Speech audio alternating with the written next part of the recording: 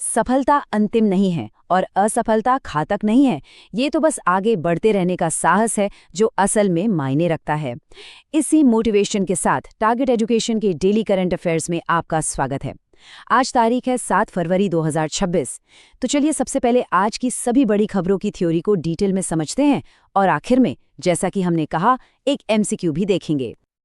तो आज हम किन किन टॉपिक्स पर बात करने वाले हैं?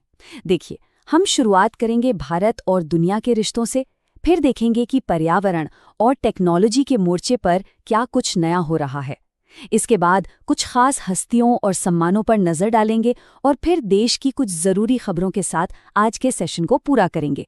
और हाँ, आखिर में एक सवाल भी तो है, तो चलिए शुरू करते हैं। तो सबसे पहले बात करते हैं भारत और विश्व की, जहां व्यापार, रक्षा और डिप्लोमेसी के क्षेत्र में कुछ बड़ी और दिलचस्प डेवलपमेंट्स हुई हैं। अंतर्राष्ट्रीय व्यापार में एक बहुत बड़ा आंकड़ा सामने आया है, $155 बिलियन। ये नंबर अपने आप में ही एक बहुत बड़ी कहानी कहता है, एक महत्वपूर्ण आर्थिक रिश्ते के बारे में। तो ये $155 बिलियन का आंकड़ा असल में भारत और चीन के बीच 2025 के व्यापार का है, जो एक नया रिकॉर्ड है। इसमें पिछले साल के मुकाबले 12% की बढ़ोतरी हुई है। ये दिखाता है कि जियोपॉलिटिकल टेंशन्स के बावजूद दोनों देशों की आर्थिक निर्भरता लगातार बढ़ रही है। मतलब रिश्ता काफी कॉम्प्लेक्स है। अब व्यापार से हटकर रक्षा क्षेत्र की तरफ चलते हैं। रूस ने अपनी खावरोएस्क न्यूक्लियर सबमरीन लॉन्च कर दी है। इसकी खास बात यह है कि इसे पोसाइडन नाम का न्यूक्लियर केपेबल अंडरवाटर ड्रोन ले जाने के लिए बनाया गया है। इसे कई बार कयामत का टॉर्पीडो भी कहा जाता है। वाकई ये नेवल टेक्नोलॉजी में एक बहुत बड़ा कदम है। और अब एक खबर अंतर्राष्ट्रीय सहयोग की। भारत और अर्जेंटीना ने मिलकर एक जॉइंट एक्सपेडिशन शुरू किया है। ये टीम साउथ अमेरिका की सबसे ऊंची चोटी माउंट एकाकांगुआ पर चढ़ाई करेगी। इस मिशन को हमारे रक्षा मंत्री श्री राजनाथ सिंह जी ने हरी झंडी दिखाकर रवाना किया। चलिए, अब अपना फोकस हमारे प्लैनेट यानी पर्यावरण पर लाते हैं। यहाँ संरक्षण को लेकर दो बिल्कुल अलग अलग तरीके देखने को मिल रहे हैं। एक है हाईटेक और दूसरा है एकदम ट्रेडिशनल। और यहीं से एक बड़ा सवाल उठता है कि हम अपने नेचुरल वर्ल्ड को बचाने के लिए सबसे अच्छा तरीका कैसे चुनें? क्या इसका जवाब टेक्नोलॉजी में छिपा है या फिर पारंपरिक तरीकों में? चलिए दोनों के एक एक उदाहरण देखते हैं। पहले बात करते हैं टेक्नोलॉजी की। केरल में सरकार ने एक AI पावर्ड ऐप लॉन्च किया है, जिसका नाम है नियोफाइट ID। ये ऐप उन आक्रामक पौधों की प्रजातियों को पहचानने में मदद करता है जो वहाँ के लोकल इकोसिस्टम के लिए एक बड़ा खतरा बन जाते हैं। वहीं दूसरी तरफ राजस्थान के धौलपुर करौली टाइगर रिजर्व में एक अलग ही चुनौती है। यहाँ मुद्दा टेक्नोलॉजी का नहीं बल्कि इंसानी है। यहाँ पर गांव वालों के विस्थापन और ज़रूरी परमिशंस को लेकर सवाल उठ रहे हैं। ये मामला दिखाता है कि वाइल्ड लाइफ को बचाना और इंसानी ज़रूरतों के बीच संतुलन बनाना कितना मुश्किल काम है। अब आगे बढ़ते हैं टेक्नोलॉजी और इकोनॉमी की दुनिया में। यहाँ हम एक तरफ तो प्रोग्रेस की बात करेंगे और दूसरी तरफ डिजिटल दुनिया में लग रहे नए नियमों की। सबसे पहले एक बहुत ही शानदार खबर। कर्नाटक के बेंगलुरु में देश का पहला महिला नेतृत्व वाला इंडस्ट्रियल पार्क शुरू हुआ है। इसे फिक्की लेडीज ऑर्गेनाइजेशन ने बनाया है और ये वाकई महिला उद्यमियों को बढ़ावा देने की दिशा में एक जबरदस्त कदम है। अब रेगुलेशन की बात करें तो दुनिया भर में ऑनलाइन बच्चों की सेफ्टी को लेकर एक मूवमेंट चल रहा है। इस मामले में ऑस्ट्रेलिया दुनिया का पहला देश था जिसने कदम उठाया था और अब स्पेन यूरोप में इस पहल को लीड कर रहा है।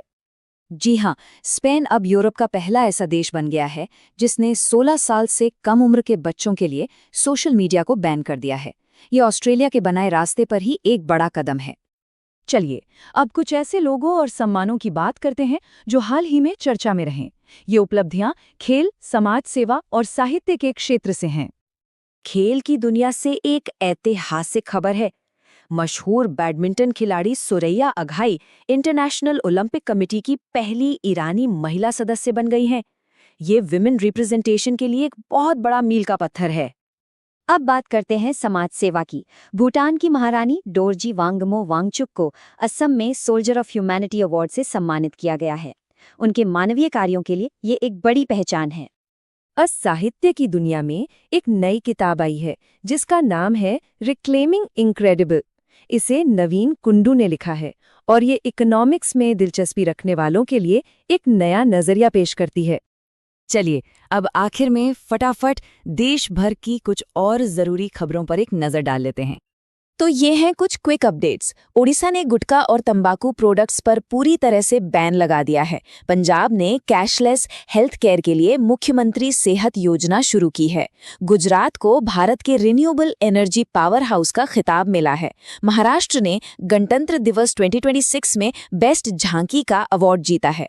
एतिहाद एयरवेज को 2026 की सबसे सेफ एयरलाइन बताया गया है। दुनिया की सबसे बड़ी प्लास्टिक प्रदर्शनियों में से एक प्लास्ट इंडिया 2026 नई दिल्ली में होगी और गृह मंत्री अमित शाह ने भारत टैक्सी नाम की एक नई कोऑपरेटिव टैक्सी सर्विस लॉन्च की है। और अब आज की सारी जानकारी के बाद वक्त आ गया है आज के सवाल का। तो आज का सवाल है, छठी बैडमिंटन एशिया कीन चैंपियनशिप का उद्घाटन कहाँ किया गया था? आज हमने जो कुछ भी सीखा है उसे परखने का ये एक अच्छा मौका है। अपना जवाब नीचे कमेंट्स में जरूर बताइएगा। हमारे साथ जुड़ने के लिए बहुत बहुत धन्यवाद। नमस्कार दोस्तों, टारगेट एजुकेशन में आप सभी का स्वागत है। आज तारीख है 7 फरवरी 2026 और चलिए देखते हैं आज के सबसे जबरदस्त करंट अफेयर्स MCQs। तो क्या आप सब तैयार हैं आज के 15 सबसे इंपॉर्टेंट सवालों के लिए? चलिए बिना देर किए शुरू करते हैं। ये रहा पहला सवाल। तो पहला सवाल स्क्रीन पर है। AI based neophyte ID app.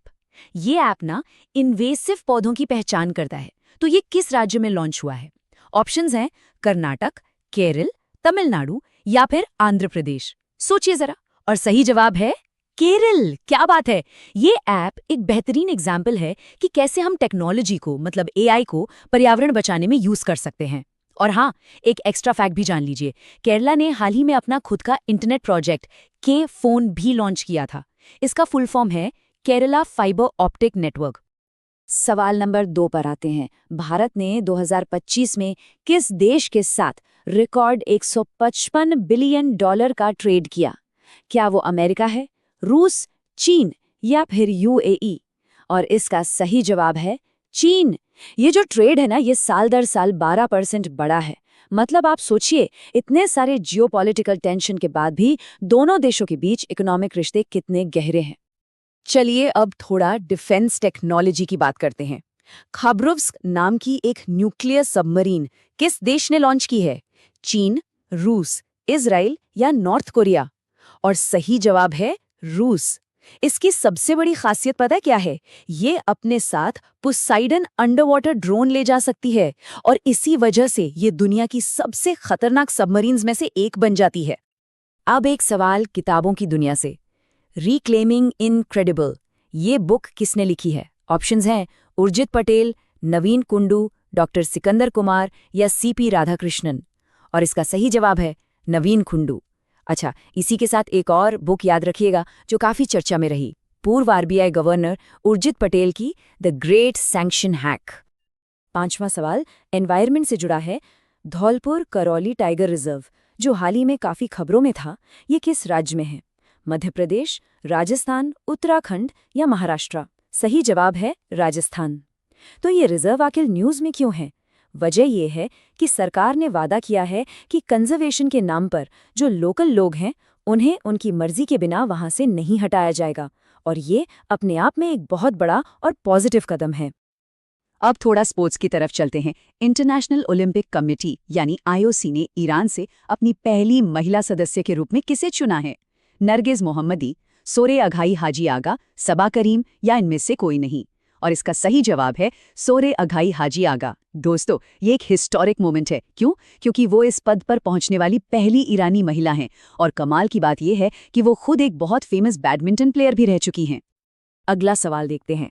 रक्षा मंत्री राजनाथ सिंह ने माउंट एनकाकुआ के जॉइंट एक्सपीडिशन को हरी झंडी दिखाई है। आपको बताना है कि ये पर्वत किस देश में है? चिली, ब्राजील, अर्जेंटीना या पेरू? जवाब है अर्जेंटीना। देखिए, ये जो अभियान है ना, ये इंडिया और अर्जेंटीना के बीच बढ़ते स्ट्रेटेजिक रिलेशन का एक सिंबल है। आपको याद होगा, हाल ही में लिथियम की खोज के लिए भी एक अग्रीमेंट हुआ था इन दोनों देशों के बीच। 8वां सवाल वुमेन एम्पावरमेंट से जुड़ा है। भारत का पहला वुमेन लेड इंडस्ट्रियल पार्क कहाँ खोला गया है? तेलंगाना, कर्नाटक, महाराष्ट्र या गुजरात? सही जवाब है कर्नाटक। ये वाकई एक शानदार पहल है। इसका मकसद है कि जो महिला एंटरप्रेन्योर्स हैं उन्हें एक ही जगह पर सारी फैसिलिटीज मिलें, और इसके लिए एक गृह लक्ष्मी पोर्टल भी लॉन्च किया गया है। ये एक बहुत ही जरूरी सवाल है। 16 साल से कम उम्र के बच्चों के लिए सोशल मीडिया पर बैन लगाने वाला पहला यूरोपियन देश कौन बना है? फ्रांस, स्पेन, नॉर्वे या इटली? जवाब है स्पेन। हाँ, एक बात यहाँ पर ध्यान रखिएगा कि दुनिया में ऐसा करने वाला पहला देश तो ऑस्ट्रेलिया था, लेकिन अगर यूरोप की बात करें तो यूरोप में ये कदम सबसे पहले स्पेन ने उठाया है। सवाल नंबर 10।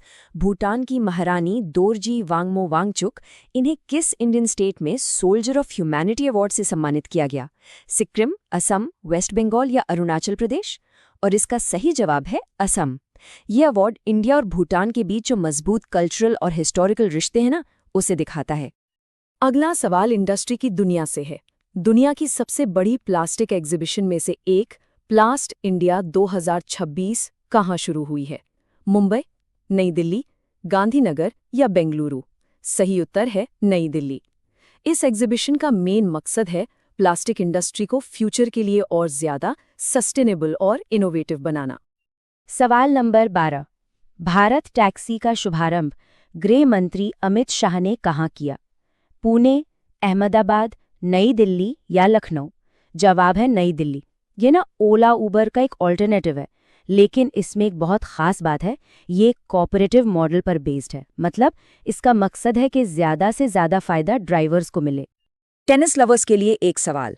ऑस्ट्रेलियन ओपन 2026 में मेंस सिंगल्स का खिताब किसने जीता? नोवाक जोकोविच, कार्लोस अल्कराज, जेनिक सिनर या राफेल नडाल? और इसका सही जवाब है कार्लोस अल्कराज। क्या कमाल का फाइनल था वो। बहुत ही रोमांचक मैच में उन्होंने ये खिताब अपने नाम किया। सवाल नंबर 14। साल 2026 के लिए दुनिया की सबसे सुरक्षित एयरलाइन का खिताब किसे मिला है? कतर एयरवेज, एतिहाद एयरवेज, एयर न्यूजीलैंड या सिंगापुर एयरलाइंस? और सही जवाब है एतिहाद एयरवेज। इन्हें सेफ्टी के जो कड़े स्टैंडर्ड्स होते हैं उनको फॉलो करने के लिए ये सम्मान मिला है। और चलिए अब आते हैं आज के आखिरी यानी 15वें सवाल पर। भारत के 92वें शतरंज ग्रैंड मास्टर कौन बने हैं? आर प्रज्ञानानंद, आर्यन वार्ष्णेय, डी गुकेश या वैशाली रमेश बाबू? सही जवाब है आर्यन वार्ष्णेय। तो दोस्तों, ये थे आज के 15 सबसे जरूरी सवाल। उम्मीद है आप सबको मजा आया होगा और कुछ नया सीखने को मिला होगा। अब बारी है आपके होमवर्क की। तो आज का आपका होमवर्क सवाल है, के-फोन जिसके बारे में हमने शुरू में बात की थी, ये किस राज्य का एक बहुत ही एम्बिशियस इंटरनेट प्रोजेक्ट है? और हाँ, इसका पूरा नाम क्या है? अपना जवाब नीचे कमेंट्स में जरूर लिखिएगा। हमें आपके जवाब का इंतजार रहेगा। अच्छा, अगर आपको इस सेशन की PDF चाहिए तो हमारा टेलीग्राम चैनल जरूर ज्वाइन कर लें, और लेटेस्ट अपडेट्स के लिए हमें इंस्टाग्राम और टेलीग्राम पर भी फॉलो करना मत भूलिएगा। और सबसे जरूरी बात, टारगेट एजुकेशन चैनल को सब्सक्राइब जरूर कर लीजिए। चलिए मिलते हैं कल के सेशन में।